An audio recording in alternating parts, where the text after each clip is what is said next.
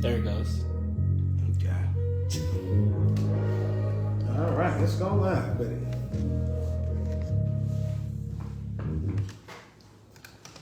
It's Fusion Radio on another wonderful weekend, man. Excited about celebrating my weekends with you, along with my brother, man, YTS Keys, man. Excited about jumping into it. And you know, man, we come bearing guests.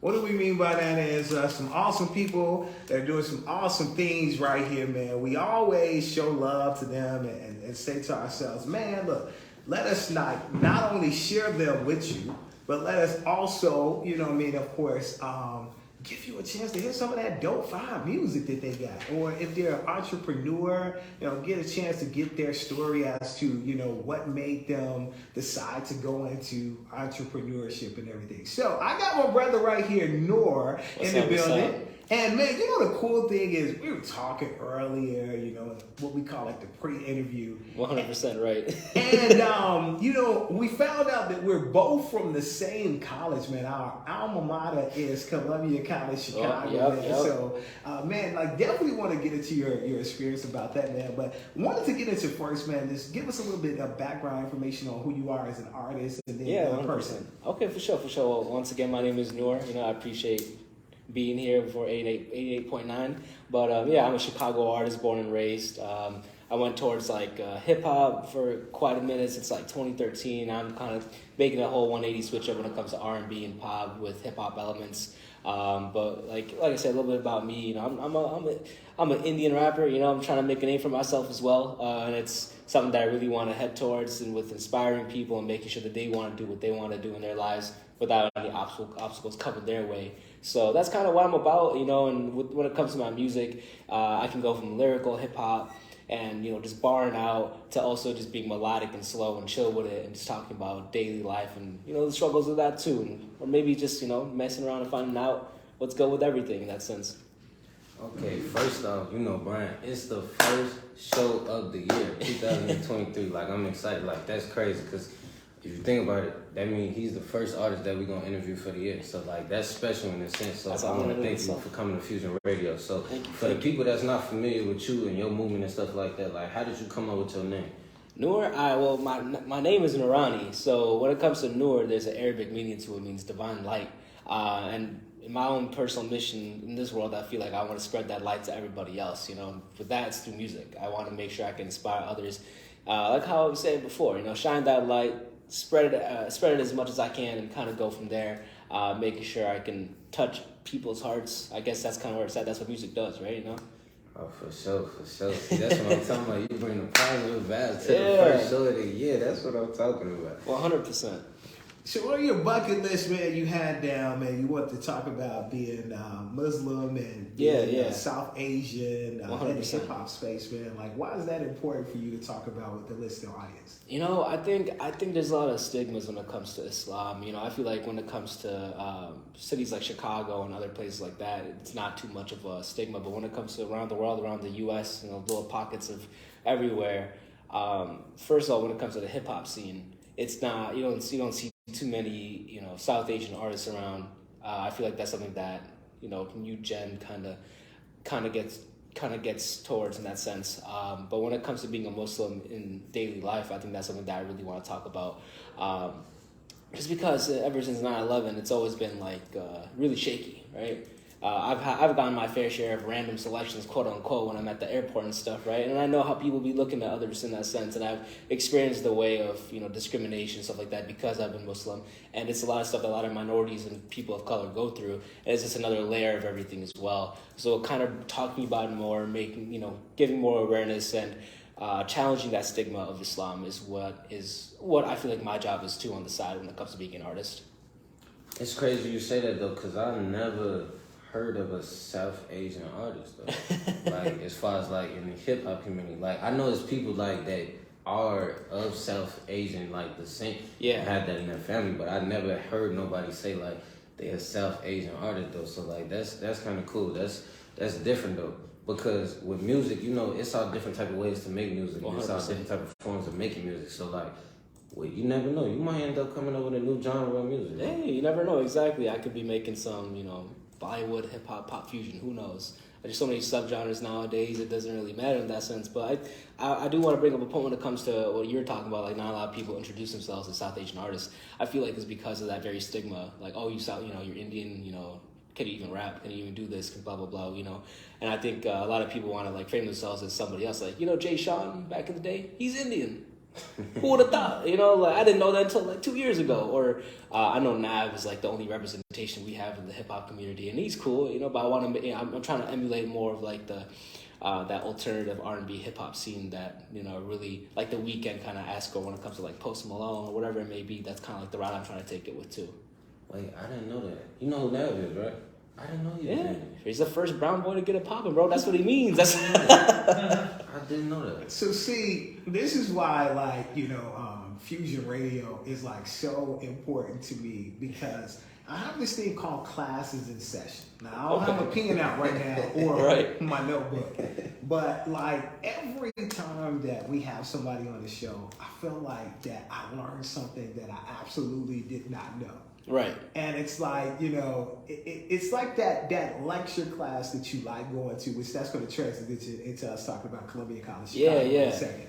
But it's like that lecture class that you don't mind going to. It's some of them that it's just like the instructor is hitting you with so much knowledge. The class is at X 9 a.m. in the morning. Right. So you're just like, my mental process is just for all this stuff that he's saying or she's saying right now. Like, can I just do some notes and I just take the notes? Why do I have to have my phone out recording this? Or why do I have to be trying to take notes with this? My mind just mentally isn't there. Right, and I think the great thing about what you're saying right now too is a nice proverb that I recently saw where, if you're a person who knows 1,000 things, go to someone who knows one thing that you don't.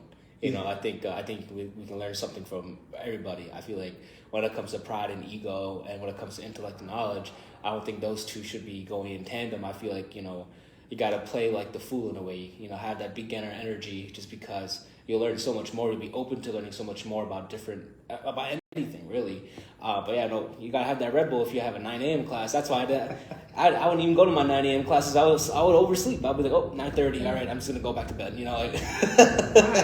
Yeah, that's why the 12:30 classes. It's so like I remember having a physics class at 9 a.m. man. I think it was like Tuesday morning, man. Oh no. And just a brief story before we transition into your experience at Columbia College Chicago. So man, I'm trying everything and I'm feeling lost in the class. And I'm like, okay, back in high school I had physics and all that stuff, and I did well with chemistry and all that stuff. And yet this class, I'm not like getting it. I felt like lost. I'm like, and that big test, of course, is like right around the corner where that's going to determine where you stand as far as the class. And so, make a long story short and everything, I'm thinking like, man, I'm the big dummy in the class that's not understanding anything. So I'm like, man, I need to do some tutoring or something to try to get my grade up. So later on, I found out that all the people that was raising their hand had the answers to the questions in the class, and all that stuff. Those were the people that were flunking. And I'm like, you gotta give me, I never raised my hand. I'm like lost, and I'm like, should I drop this class? Because I'm like, I'm not doing, ended up getting a B in a class because of the tutoring that I did, and I tested real well. And I'm like, I still to this day was just like, you gotta be kidding me. I mean, every week they were raising your hand. The answer to this is this to the second power to this to the fifth power. And I'm like, what? How did you get that? You know what I took in Columbia? I didn't even take physics. I took those science classes that counted as science classes, but like I took natural disasters, botany. I didn't take no physics or anything like that. I'm like, I did that in high school. I ain't trying to do that again. But my class, like I was especially with my major, I was music business. So when it comes to that, that kind of went hand in hand with me wanting to go to Columbia for my artistry, right? I feel like, if you're gonna be paying like $45K a year for Columbia, private art school in Chicago, it's expensive, right? Yeah. You're not paying for the courses. You're really not. You're paying for the networking. You're paying to be in that community. You're paying to be able to surround yourself with those like-minded people, right? That you get to see in the future. Like how we were talking about, like, we're both Colum alums, and that's the first thing we kind of started talking about, right? It's like I said, making that connection, being in that community, and making sure that you can make the best of it. And I feel like as an artist who was really focused on trying to, like I said, spread my light and stuff like that, one of my favorite teachers, Lauren Wells, he's a lawyer. he always told the class like you have to be everywhere at every time all at once, right? Kind of like that one movie like that came out like last year or something, right? But I think that's a great thing to say because like if you're always at a place and you're always surrounded by these type of like-minded people, you're going to get those opportunities, right? You gotta be a little bit lucky, right? But you gotta have that conversational skills. You gotta be able to be at those places and kind of take charge of your surroundings and make sure that you're able to make the best of it. And I feel like that's what I did a lot as a student in Colombia, just because, like I said, South Asian artist, Muslim artist, not a lot of people. When I would go up on stage, best believe a lot of people would be like, "What's this brown boy doing up there?" And that's cool. That's cool. Because after a while, once I spit some bars, like, "Oh, okay, now we know why you're here." So you know what's up with it. And I think being able to build off of that experience and kind of follow up with those people in the future post graduation is something really important too. So yeah. For sure. So I know we talked about your music and then we talked about like college and Columbia and stuff that. Yeah. But could we talk about a little bit like yourself, like who you are as a person though? Like, the music explains who you are, but like sometimes you need to go a little more in depth and really show people like who you are and get them that insight that you normally wouldn't see, like just on an everyday basis. Oh well, normally people don't see. I feel like I'm just a guy who's been through a lot, who's just trying to be there for other people. I feel like that's the type of guy I want to be. That's the person that I want to be emulating. When it comes to like my own personality, I could be really, I'm like an extrovert and introvert, right? I can be really out there, or I can just be really I could be in my own shell at home, being like a hermit, right? It really depends on my mood and stuff. But like when it comes to my interests, like best believe I love anime. Been with that Naruto gang for however long now, for like the past 10 years. Watched all the fillers. That's how I'm dedicated. Hunter x Hunter, all that stuff. And as a person, like I said, I feel like that. I want to be. I'm always changing. I'm always morphing. I'm always evolving into like being the better version of myself. So if you were to ask who is Noor as a person, I would say someone who's genuine, someone who wants to just be a positive influence in this world, and someone who wants to be a friend, be a helping hand to people who need that help. Be that friendly person that they can rely on. And make sure that they can count on. I feel like that's, keeping the 10 toes down. You got to make sure, you got real recognize real. That's kind of how I see myself in a way. So, man, you dropped this single, man. It's entitled, man, Running, man, on January 6th, man. Let's talk to us about that single, man. What should we know about it? And, of course, we're going to play it for the people. So, Running, I made with my homie Jacob Smith. He's the producer. He mixed the track. He's up in Spaceship. He's doing his own thing now with his own studio, so I'm really proud of him for that. But when it comes to the track, I was experimenting with my new sound. I was coming to the studio, and I was like, hey, let's make this beat. I want to go into more melodic scene. I want to go into more R&B. I want to really test myself. I've been taking vocal lessons for the past year and a half, and I learned that I can go a decent range. And I'm like, all right, cool, let's try it out. And it was really like Running was really more of like an experimentation song more than anything else, just to see where I could go. It's one thing to bar out, but it's another thing to be vulnerable. It's another thing to be able to communicate your emotions through hitting particular notes or, having like a ballad of some sort. And with Running, it was like a synergetic process, just talking about not really caring about the world or like, it was kind of like I was in a mindset where I was just like nonchalant. Whatever happens to me in this world is whatever. It's kind of how I was framing it within Running. But it also, towards the end, kind of speaks on about how I'm running towards my own goals and running towards my own life or this new shift that I have within my music. I think that's a really good explanation of what Running would be. Well, let's jump into it, man. It's our brother, man, Noor. Running is the single. It's Fusion Radio with Brian Stinson and YTS Keys, man. We're back in the second with more with Noor. I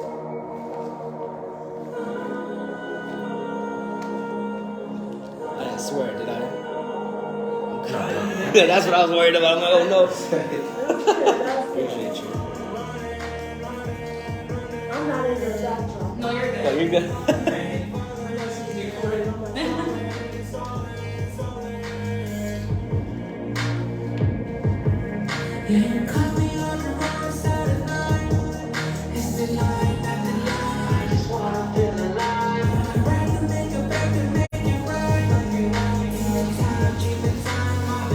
From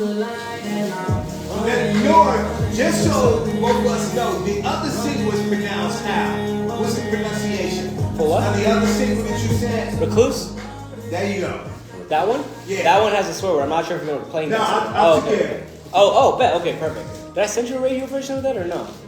I can't remember, but of course I had to Okay. review it, so I Yeah. know we good. There's only one word. I believe. Yeah, I forget. Now pronounce it again. Recluse. Yeah, recluse. Yeah. Like, oh, I'm a recluse. Okay. You know? What does that word mean? What's up? I said, what does recluse mean? Recluse means like you're like a hermit. You know, you're kind of more sheltered off. You're doing your own thing. You're in your own lane, kind of thing. Yeah. Got the M&M cookies on deck. Man, this is, so check this out. Like, I recognize that this is part of my ritual for this show now. I have to have this sugar cookie with these M&Ms. I go down to the 7-Eleven. Yeah, I was about to say, I know they're from the 7-Eleven. I was about to say, yeah. See? I was about to say, I get the chocolate chip cookies. He laughed. Last time, I remember the last time he said, he was like, hey, you always had that paddock. Always. 7-Eleven cookies, they kind of like Subway cookies now, low key. They trying to up their cookie game. I don't know. 2 for $1, I'll take it though. You know. We never come there.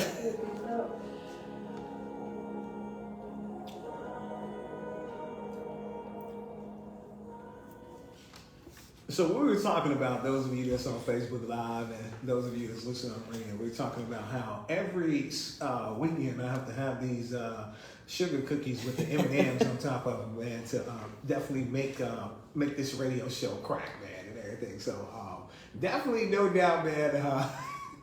This is yeah, man. I mean, I find myself every time we do this show, I'm like, I gotta stop down there at the 7-Eleven and get my sugar cookie with the M&Ms on top. You know they be doing competitions at 7-Eleven, right? I mean, I go to this one place where I live by, and they always be asking me, "You want the chocolate chip cookies 2 for $1?" I'm like, look, you know, you always be asking me if I wanted some cookies, I'll grab it. But they be having trophies and stuff, selling like 3,000 cookies, and I'm like, yo, what's up? I'm like, 7-Eleven trying to up their cookie game. I'm telling you, you know, you just helping along with it. Exactly. So we just listened to your song called "Running." So Yeah. could you go into basically explain to us like how that song came about, what was your process in the studio, and what made you like come up with that song? You know what? I'm kind of like how I was explaining before. I was really just experimental with my vocals and where I could take myself. But when it comes to the subject matter and how we went about that, Jake and I, we definitely worked on that song together. My producer and engineer. He's great with lyrics as well. I think we were trying to emulate a vibe that was more so, I don't care about what's going on in my surroundings. I don't care about, you know, all these other people trying to hate. I don't care about all these other people that don't know who I truly am. And, you know, they're trying to come at me, they're thinking that I'm, you know, that I'm fraudulent in a way, you know what I'm saying? But at the end of the day, you're going to hear how I talk about it. You're going to hear about talk about things. You're going to hear my sound. You're going to be like, oh, dang, you know?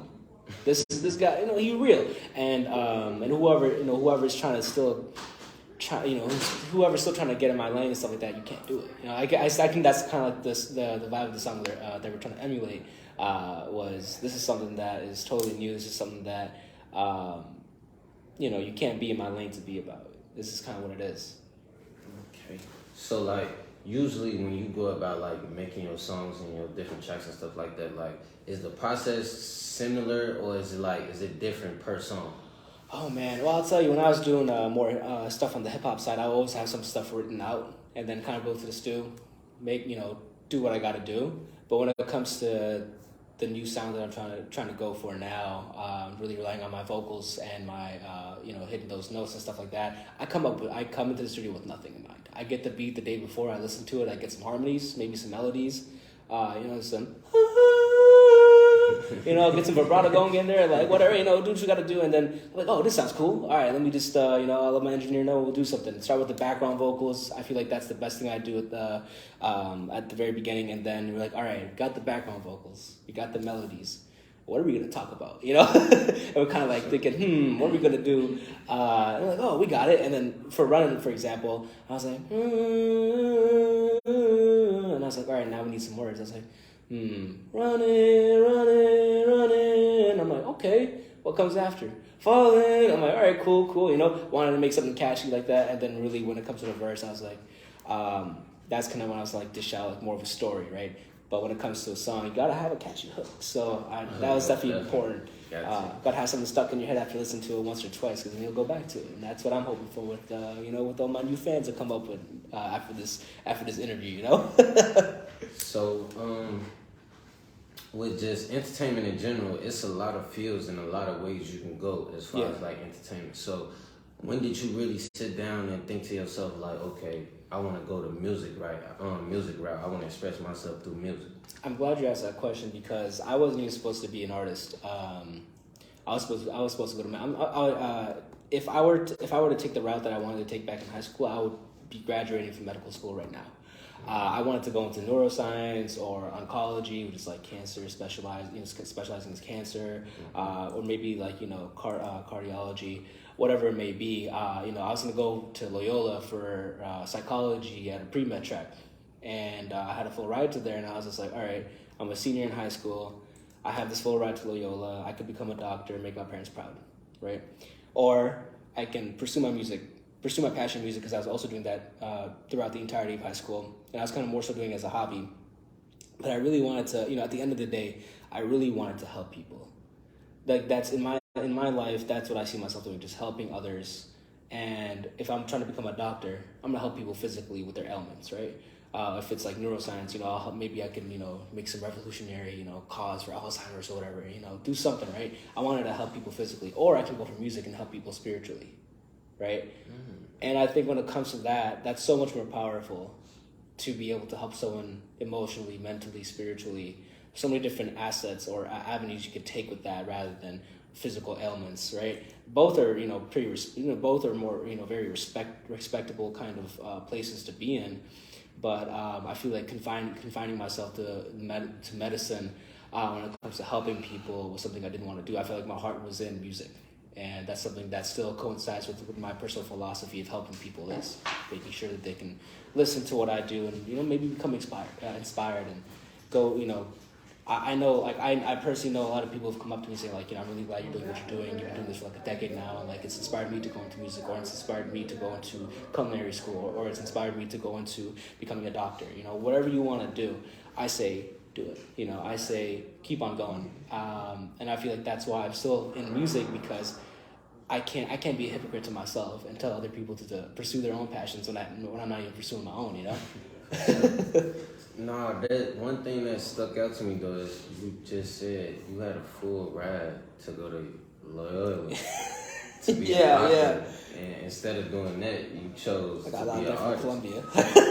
Like, that's crazy to me. Like, I never heard nobody say they had a full ride to go to school and decline that to be an artist though. Am I a fool for doing that? Perhaps, but at the same time, it also takes a level of believing in oneself, and taking it to that point where, do I believe that I can be somebody in music and be an influence and get to the level I want to be in? And of course, I had to check those boxes and be like, yeah, I do want to do this. Yeah, I do believe in myself. Am I gonna have doubt here and there? Am I gonna be thinking like, oh, how am I gonna be able to make serious bread off of this? Sure. But at the same time, that's the secondary. The primary is, am I good as an artist? Am I helping people? Am I inspiring people? Am I impacting the world, whether it's with 5 people or 5,000 people? All of that will come afterwards, right? I guess that's the biggest thing about myself going the artistic route and getting into 5 figures in debt with Columbia rather than having a full ride to becoming a doctor, because everything is serendipitous. I'll say something. My mom a few years ago, she had gotten 2 back-to-back strokes my senior year, my last semester of senior year of college in Columbia. If I had gone to Loyola, I would have been a senior at that time too, but then I would have to take care of my mom because of her strokes. I wouldn't be able to go to medical school, right? I would have to be taking care of my mom, having a job. What am I going to do with the psychology degree when I'm not going to medical school?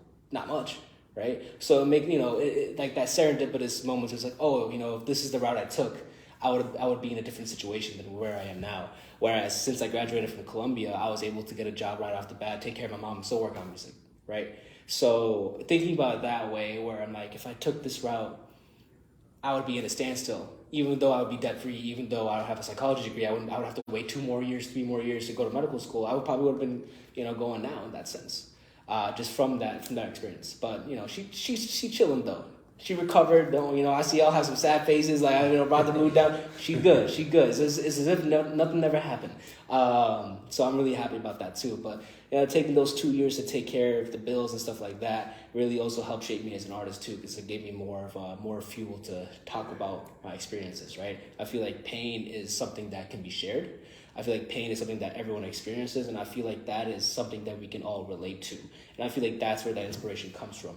It comes from pain. It comes from sorrow. It comes from wanting to do better as a human being and wanting to be at a better position in life, whether that's inside or out, external or internal. I feel like it's one of the same as, as above, so is below.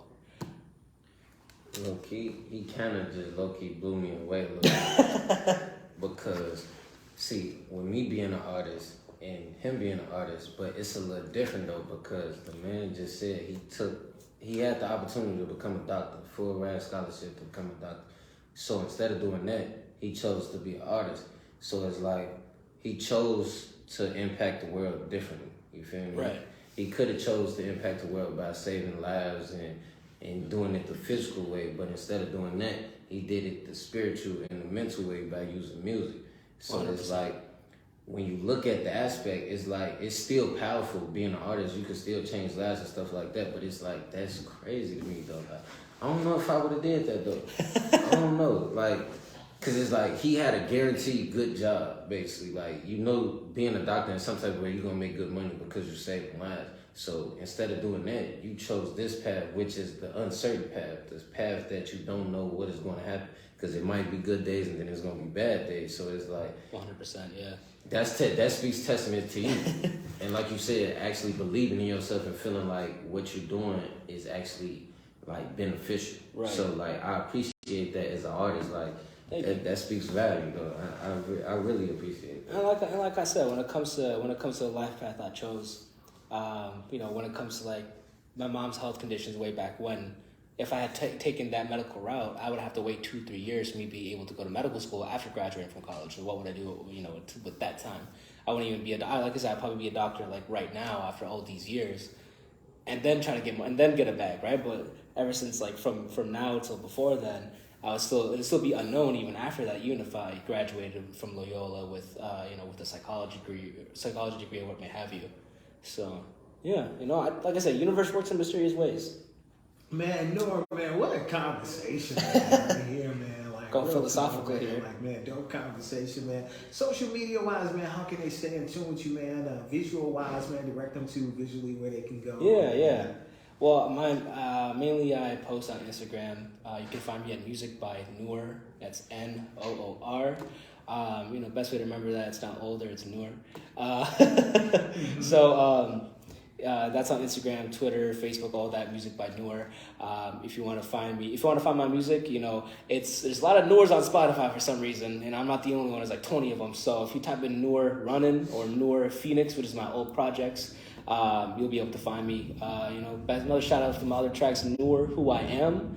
That you'll definitely find on Spotify. That has been getting my most plays so far. So if you want to find me on Spotify, just type in Noor Runnin', Noor Phoenix, Noor Who I Am, whatever it is, you'll find me. So the last single that you dropped by, man, is called, man, Recluse. Yeah. Man. Talk to us about it, man. Give us some insight as to what your thought process was when you're putting this single together. So this is actually, Recluse is the first song I made with my new sound. I wanted it to be unique. I wanted to, like I said, test my limits when it comes to my vocalism. And it was, experimenting with how I even write my lyrics and stuff like that. Recluse, by definition, is someone who's like a hermit. By definition, is someone who is to themselves, right? And I feel like in this period of my life, I've been very introspective. I've been very reflective in that sense as well, trying to figure out who I am as an individual and what I want to do. I feel like there's also another, a spiritual awakening in that sense for myself, and another evolution period because of it. And this song kind of is a testament to that, especially with the new sound that I was trying to derive from it as well. Well, man, let's jump into it right now, man. Our brother, man, Noor, man, dropping jewels, man, and dropping dope music, man. It's Fusion Radio with Brian Stinson and YTS Keys.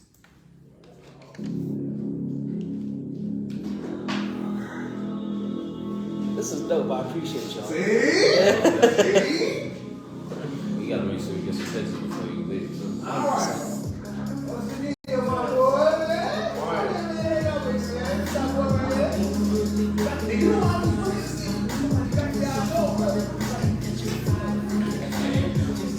You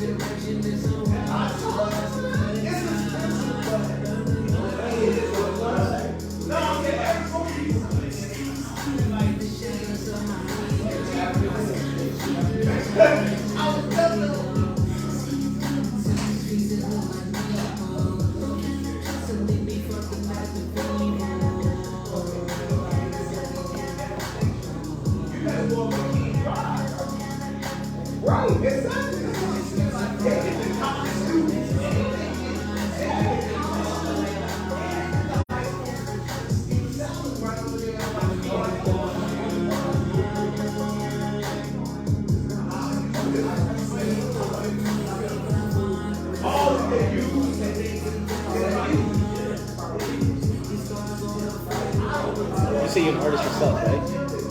You how long have you been doing music for? I've been doing music probably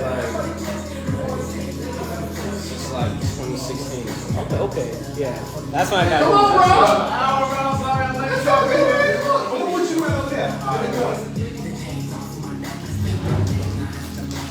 So, while this mix is playing, I'm gonna fill you in on what we doing. All right, that sounds good. Yeah. You can move that jacket if you want. Someone wants to take the seat. Just toss it. You can just have it. Oh. Let's appreciate it. It's the cord should be down there by your knee.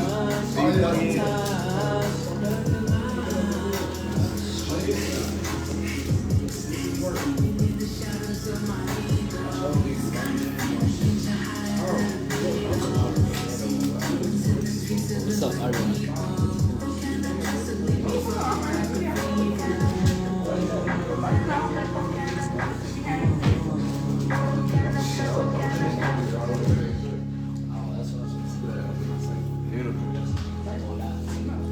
Gotta move it around. Oh, this for Facebook? Yeah. Facebook. Yeah, you know I gotta. I literally have to. What is it? Stop this. Oh, you want me to stop it? Yeah. Yeah, Yeah. There we go. Finish.